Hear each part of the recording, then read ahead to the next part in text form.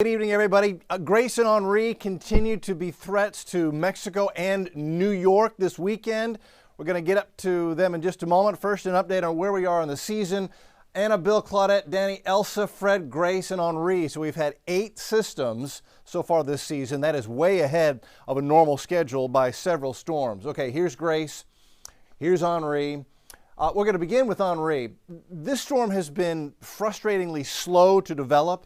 Notice how the center of the storm is displaced from the deep convection. For a storm to be healthy, to be really building and strengthening rapidly, the center of the storm needs to be right underneath the center of that deep convection, and that has not happened, and that has caused the storm to struggle. We're still only with a 70-mile-an-hour tropical storm. Why is it still weak? Well, it has everything to do with the wind flow. Now, this is the wind flow at the surface of Onree, combined with the water vapor imagery. And you can see how we've got the center off to the northwest side of the system. Now, why is the center, the low-level center, displaced from the upper-level convection? Well, it has everything to do with the upper-level wind. So now this is the wind flow way up at the top of the atmosphere, 250 millibars. That's at about 34,000 feet. And look what's happened. We've had this wind flow coming in from the north and east and blowing across the storm and blowing the cloud tops off to the south and west. That has tilted the storm over, and that has slowed down its strengthening process. A storm that strengthens rapidly, a healthy hurricane, if you will, is one that's vertically stacked straight up and down. You've got inflow, you've got updrafts, you've got rotation, and then exhaust out the top, and it's all straight up and down. But when you get that wind shear, it tilts the storm over, and the center, the low-level center, can become displaced from all the convection and the upper-level flow. That causes the storm to weaken, and it can, if the wind shear is strong enough, rip the storm apart. Now, in this case, the storm is going to leave that wind shear and begin to move more with the upper-level flow, and that should allow it to strengthen to a Category 1 hurricane. And that is the forecast for a Cat 1 hurricane to hit Long Island, just east, perhaps, of downtown New York and Manhattan, as we head into Sunday early afternoon as a 75-mile-an-hour Cat 1 hurricane. That's a low-end hurricane. That being said, the impacts will begin to be felt early in the wee hours of Sunday morning, and the storm slows down. And because of this slower track as we head into Monday morning and Monday afternoon, this could also be a significant rain event, an inland flooding event, because of the rain this storm can produce. Okay, let's step back a couple of days. And if you'll remember, back on Tuesday, this is August 17th, this is the way the spaghetti models, the computer model forecast from the Hurricane Center, and all the different arms of the GFS, the American model, appeared to us. And we had a very wide expanse of possibilities that the models were showing us. Since then, the consensus has tightened up. And in fact, as of today, these are those same computer models, the spaghetti plots, the arms of the GFS, and they're all in agreement that this is going to head north and then curve back in toward New Jersey, New York, and perhaps give them a direct hit as we head into Sunday. Now, how did we get here? Why have the computer models all tightened up and are in such agreement? Well, it has everything to do with the data that has gone into these computer models. So you've heard the term before, good data in, good results out, garbage in, garbage out. Well, what happened is we got a lot of much more high quality data about the atmosphere around and ahead of the storm. And we got it from one of NOAA's hurricane hunters, but this is not the one that flies into the eye of the storm. This is their high altitude jet. It's the NOAA Gulfstream 4. It's nicknamed Gonzo. And its purpose is to sample the atmosphere at high altitude around and ahead of the storm. So we know so much more then about what the meteorological conditions are in the atmosphere that the storm is going to move into. Changes in wind, pressure, winds at different levels, atmospheric moisture levels. And that data goes into all those computer models. We've got much more solid, good data, and you quite often get a tightening up of the model runs. And so that's exactly what we saw once we saw those high altitude data missions starting to fly and the data was ingested into the models. The upper level winds are so important as far as the eventual outcome of a tropical system's track. And here's the way they stand right now. These are the current winds at 34,000 feet. The jet stream well to the north. It is summer in the northern hemisphere, so the jet stream moves quite off to the north. And quite often you'll get these storms over the Atlantic at this time that just kind of meander for several days because there's nothing to really push or pull them. And in the case of Henri, it's been kind of stuck in between this little ridge of high pressure here off to the east and this trough out to the west, but this little trough is going to win, and it's going to dig down. It's already doing this. It's going to grab hold of Onree, and that's what's going to pull Onree to the north, and actually it may curlicue it back on itself a little bit back to the northwest, just following the upper level wind flow around this little upper level low. So that's the major factor in what is going to steer Onree up toward Manhattan, up into portions of Connecticut and Rhode Island and Boston and perhaps even New Jersey will have significant impacts from this storm, depending on exactly where the track goes. This storm has a very small wind field, but it's very strong. And so as far as the wave height forecast goes, it is going to be the south shore of Long Island, of Connecticut, of Rhode Island, of Massachusetts that has significant wave heights as we head into, this is Sunday morning at 11 a.m. So this is forecasting wave heights moving into the coast of 25 to perhaps close to 30 feet.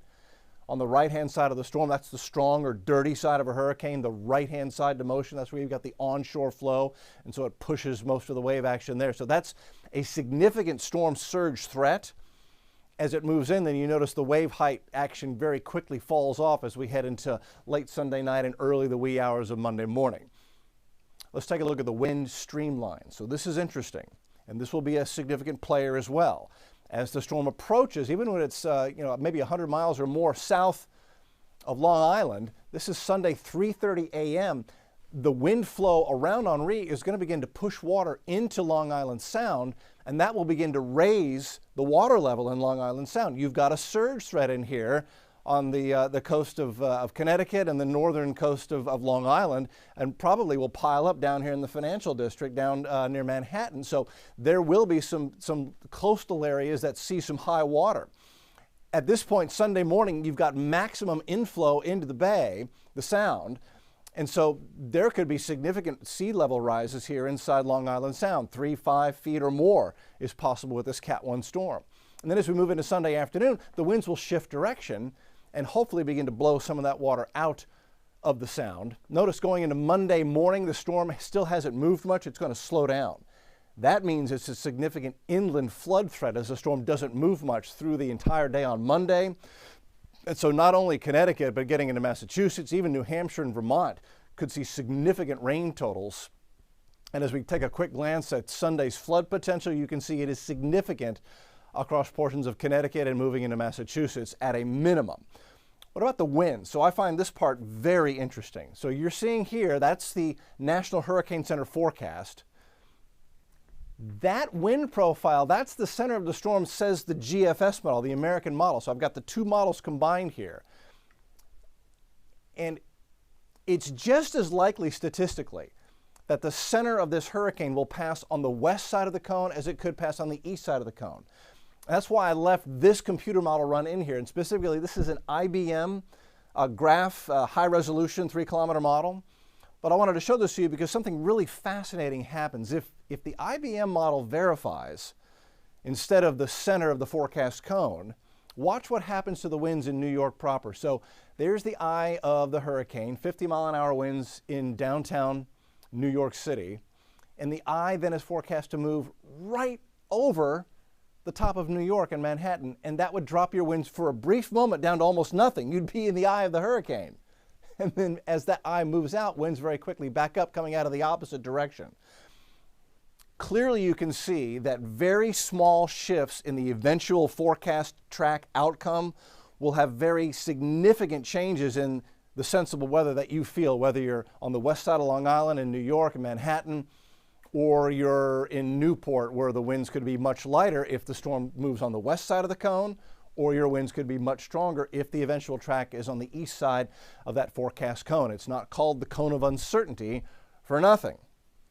So the bottom line, storm hits Sunday morning up there across New England and New York and Massachusetts. Significant power outage threat and a significant flood threat, not only from surge, but also from heavy rain because the storm is forecast to slow down as it moves inland. So a lot to watch across the Northeast over the weekend. Now, Grace has become Cat 2, winds of 100 miles an hour. It's 555 miles south of Houston. Galveston is still seeing waves increase 3 to 4 feet this weekend with minor coastal flooding issues possible, but it just shows you how far away the impacts can be felt from even a small hurricane. And this is a small size, although it's large in scale with a Cat 2 winds, and it's forecast to move in as a Cat 2 in the wee hours Saturday morning. Here's the wave forecast. You can see the waves 25, 30 feet going in. That's going in near Veracruz, Mexico. And as it moves in, that will be a significant flood threat because of the mountainous terrain over central Mexico. Here's a closer view, and you can see on the infrared satellite an eye is beginning to open up right there. There's the eye. It usually opens up around strong Cat 1, weak Cat 2. Winds of 100 moving west at 10. And computers, again, take this in north of Veracruz as a Cat 2, winds of around 105 to 110.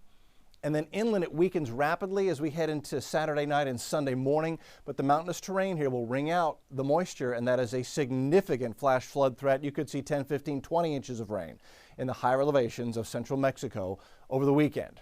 There's your tropical update as we head into what's going to be a busy weekend, especially in the Northeast. Questions, comments, hit me up on social.